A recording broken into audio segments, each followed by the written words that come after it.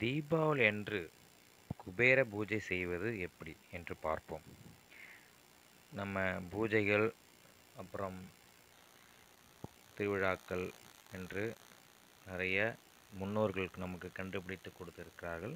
அதை ஆராய்ந்து பார்க்காமல் அதில் அதன்படி செய்து நம்ம எண்ணத்தை எப்படி உயர்த்துவது அதை என்று பார்த்து கற்றுக்கொள்வோம். தீபாவளி அன்று குபேர பூஜை செய்தால் நமக்கு குபேர அருள் கிடைக்கும் என்று முன்னோர்களுடைய வாக்கு.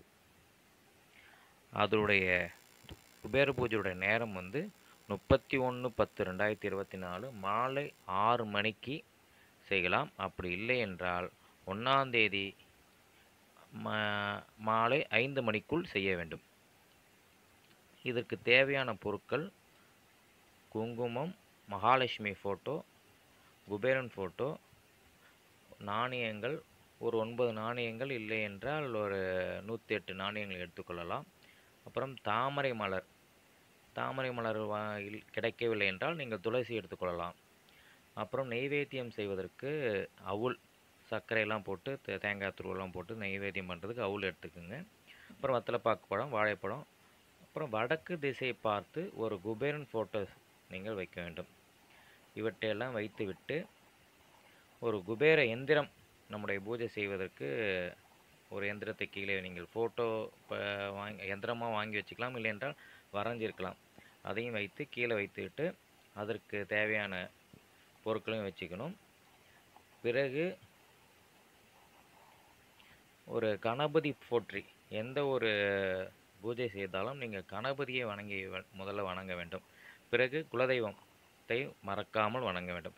இவர்களுடைய மூல மந்திரத்தை சொல்லிவிட்டு பிறகு தாமரை பூவாலும் இல்லை என்றால் துளசி இலையால் நீங்கள் அந்த குபேர யந்திரத்துக்கு ஒரு 108 முறை மகாலட்சுமி போற்றி பாடலாம். இல்லை என்றால் கனக மகாலட்சுமியுடைய மந்திரங்கள் இரண்டில் ஏதாவது ஒன்று நீங்கள் பாட வேண்டும்.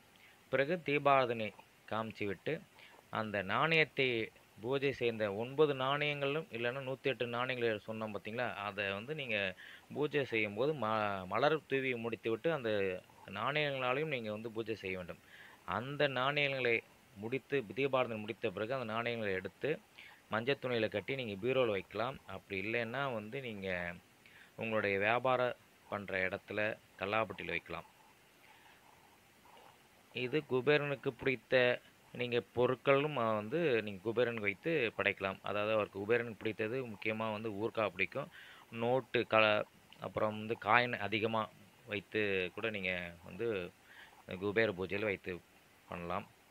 இதில் உங்களுக்கு மெயினாக நீங்கள் பிரார்த்தனை நீங்கள் என்ன கொடுக்கணுன்னா, உங்கள் குடும்பத்தில் வியாபாரம் நல்லா இருக்கணும், அப்புறம் உடம்பில் எந்த வியாதிகள் இருக்கக்கூடாது, அப்புறம் நம்ம செய்கிற செயல் எல்லாத்துலேயும் வெற்றி கிடைக்கணும், மேலும் மேலும் வளரணும். அப்படிலாம் நீங்கள் அந்த பிரார்த்தனையை நீங்கள் பூஜை செய்யும்போது சொல்லிகிட்டே இருந்தால் அந்த பிரார்த்தனை உங்களுக்கு கண்டிப்பாக நடக்கும். விரைவில் நீங்கள் உங்களுடைய கஷ்டங்களை நீங்கி நீங்களும் ஒரு குபேரனாக ஆகலாம். இந்த தீபாவளி அன்று அந்த குபேர பூஜையை செய்து அனைவரும் வளமோடு இருப்போம். நன்றி, வணக்கம். நற்பவி நற்பவி நற்பவி.